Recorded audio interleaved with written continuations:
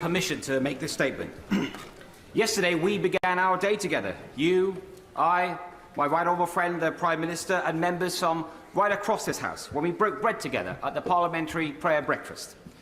And we listened, all of us, to the words of Reverend Les Isaac, who spoke about the fact that responsibility that comes with leadership, the responsibility to serve the interests of others above your own, and to seek common ground of your party, your community, and above all, your country.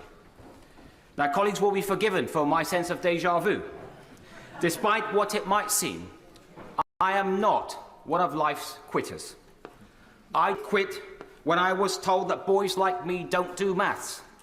I didn't quit when old school bankers said I didn't have the right school ties. And I didn't quit when people in my community said that I should not marry the love of my life.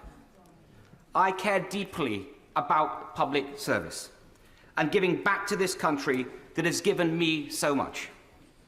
That is why, when I got the call from my right honourable friend, the Prime Minister, just over a year ago, I didn't hesitate to serve again. It was a critical time for our country. Tough decisions needed to be made about when we were going to come out of lockdown, about supporting the National Health Service and the care sector under unprecedented strain. It has been an absolute privilege of my life to have been trusted with these responsibilities, and I can only hope that my best has been good enough. It has undoubtedly also been one of the toughest roles that I've had so far. The gravity of Home Office decisions, the scale of Treasury decisions, but nothing matters more than the health of your people, of the British people, especially and in the wake of a pandemic. Caring for people's health and well-being is truly a noble vocation. And so I would like to take this opportunity to pay tribute to all of those across the country working in health and care sectors, as well as those that I worked so closely with in my old department, DHSC, and in the NHS. There is so much that I planned for the long-term reform of our health and care systems, and it is a wrench to leave that important work behind. Now, when I last gave a personal statement from this seat, I spoke about the importance of institutions and conventions. Today, it is about the importance of integrity. And don't worry, there's not going to be a series of these. Institutions and integrity are both central pillars that underpin our great democracy. It doesn't matter what your political perspective is in this House. I believe that we are all motivated by the national interest, and that the public expects us all of us, to maintain honesty and to maintain integrity in whatever we do. This is not an abstract matter. We've seen in great democracies what happens when divisions are entrenched and not bridged.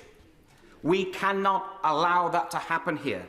We must bring the country together as one nation. Effective governance inevitably requires loyalty and collective responsibility. Of course it does. And I'm instinctively a team player. And I have completely focused on governing effectively over the last year. But treading the tightrope between loyalty and integrity has become impossible in recent months. And, Mr. Speaker, I will never risk losing my integrity. I also believe a team is as good as its team captain, and that a captain is as good as his or her team. So loyalty must go both ways. The events of recent months have made it increasingly difficult to be in that team.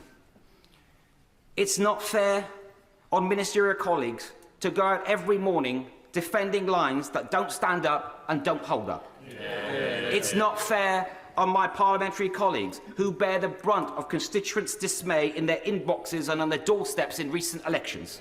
And it's not fair on Conservative members and voters who rightly expect better standards from the party they supported.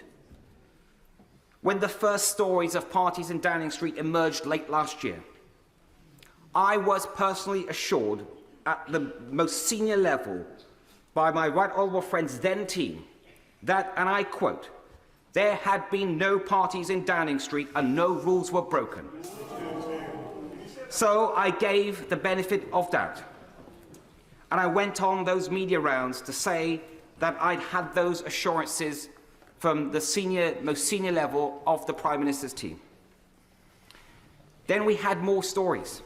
We had the Sue Gray report, a new Downing Street team. I continued to give the benefit of the doubt.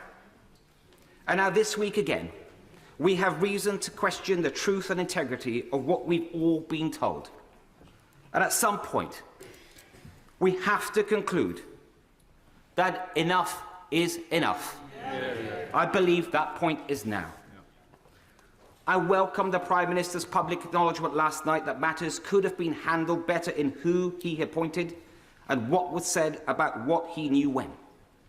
And I appreciated his kind and humble words and his humble spirit when I went to see him yesterday, and also the kind letter that he has sent to me.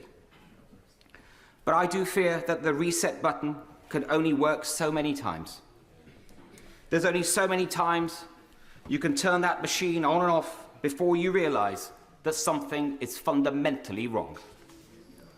Last month, I gave the benefit of doubt one last time. But I haven't concluded that the problem starts at the top.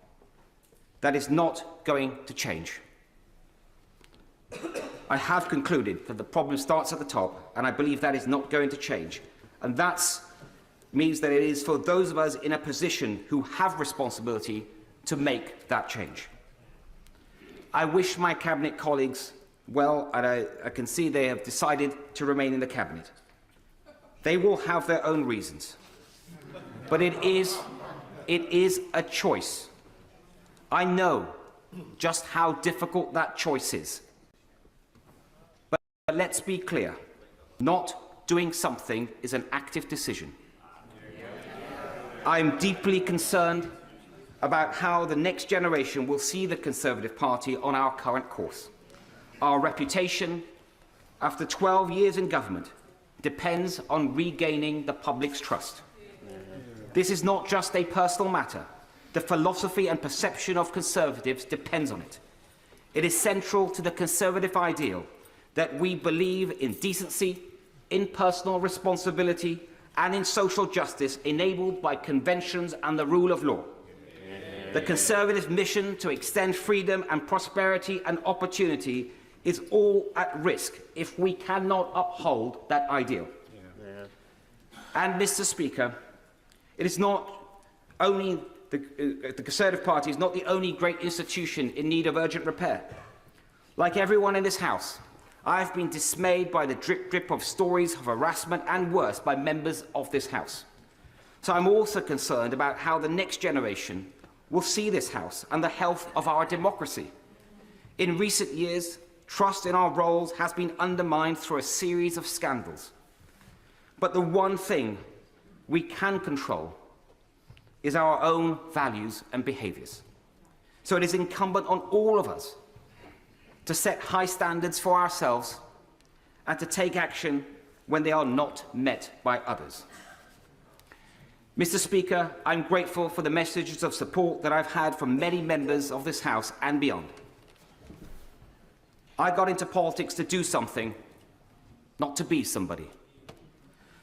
So it is hard in one way, but not in another. Being a good father, a husband, a son, and a citizen is good enough for me. And if I can continue to contribute to public life and my party from the backbenches, it will be a privilege to do so. Can I say to the House, there will be no more personal statements today.